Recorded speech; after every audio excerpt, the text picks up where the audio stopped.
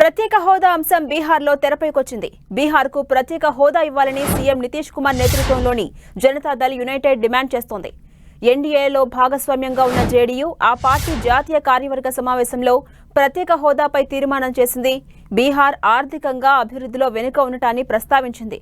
రాష్ట్రానికి ప్రత్యేక హోదా అవసరమని దీర్ఘకాలంగా ఉన్న ఈ డిమాండ్ను నెరవేర్చాలని కేంద్ర ప్రభుత్వాన్ని కోరింది. బీహార్లో ఇటీవల 65% పెంచిన రిజర్వేషన్ కోటాను కాపాడుకోవాల్సిన ఆవశ్యకతను తీర్మానంలో ప్రవేశపెట్టారు. న్యాయపరమైన పరిశీలన, రక్షణ కోసం రాజ్యాంగంలోని 9వ షెడ్యూల్లో రిజర్వేషన్ కోటాను చేర్చాలని జేడీయూ ప్రతిపాదించింది. అలాగే ఈ కోటాను నిరంతరాయంగా అమలు చేస్తామని జేడీయూ హామీ ఇచ్చింది. బీహార్కు ప్రత్యేక రాష్ట్ర హోదా డిమాండ్ కొత్తది కాదని జేడీయూ సీనియర్ నేత తెలిపారు. బీహార్ అభివృద్ధిని వేగవంతం చేయడం, రాష్ట్ర ప్రత్యేక సవాళ్లను పరిష్కరించడంలో ఇది కీలకమన్నారు. అందుకే కేంద్ర ప్రభుత్వానికి ప్రత్యేక హోదాపై విజ్ఞప్తి చేస్తున్నామని చెప్పారు.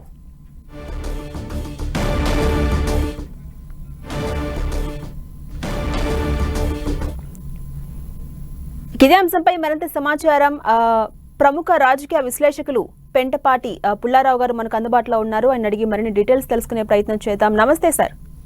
నమస్కారం అండి.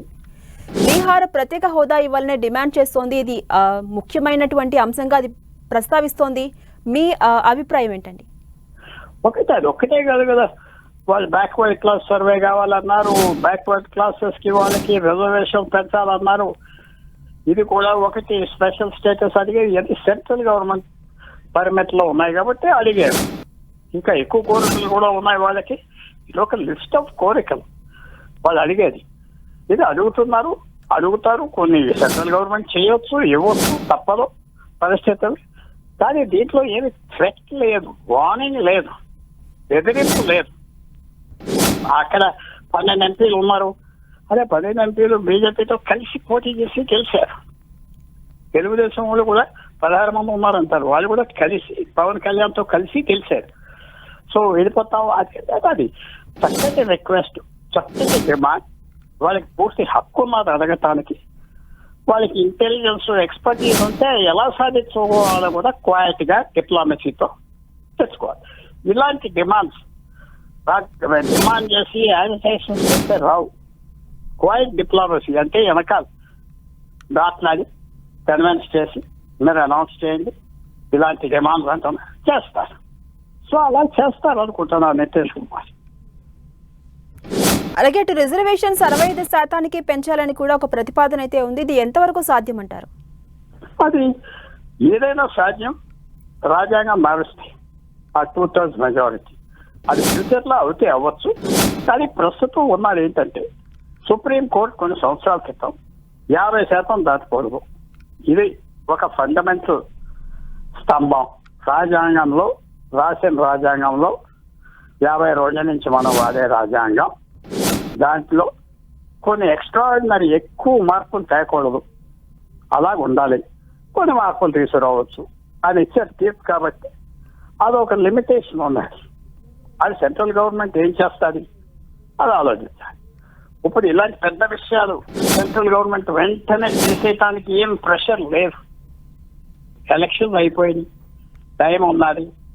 సో ఈ ఇష్యూస్ అలా ఉంటాయా, తగ్గిపోయి కొత్త ఇష్యూస్ వస్తాయా చూడాలి. ఈ ఎలక్షన్లో కొన్ని ఇబ్బందులు వచ్చినాయి బీజేపీకి కొన్ని సబ్జెక్ట్స్ వల్ల. అవన్నీ చదువుతారని మనం భావించవచ్చు. ఇది కాంట్రవర్షియల్ కాబట్టి కొంతవరకు వెళ్తారు, కొంతవరకు వెళ్ళారు. కాదని చెప్పరు, అవునని చెప్పరు. బీహార్ మిగతా రాష్ట్రాలు అడుగుతారు, దాంట్లో తప్పులేదు. కానీ బెదిరింపులు కాదు, వార్నింగ్లు కాదని మాత్రం మనం జ్ఞాపకం పెట్టుకోవాలి. అలాగే బీహార్లో జేడీయూ ఏదైతే డిమాండ్ చేస్తుందో అది కేంద్రం ఎలా పరిగణించే అవకాశం ఉంది?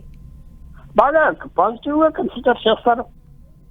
మీకు వాళ్ళకి రాజ్యానికి స్పెషల్ స్టేటస్, స్టేట్ కి స్పెషల్ స్టేటస్ ఇవ్వకపోతే డబ్బు ఇస్తారు, స్పెషల్ ఫండ్ ఇస్తారు. ఆంధ్రాకి ఏదో ఒప్పుకున్నట్టుగా రాబోయే రోజుల్లో ఈ బడ్జెట్ సెషన్ లో మనకు తెలుస్తుంది.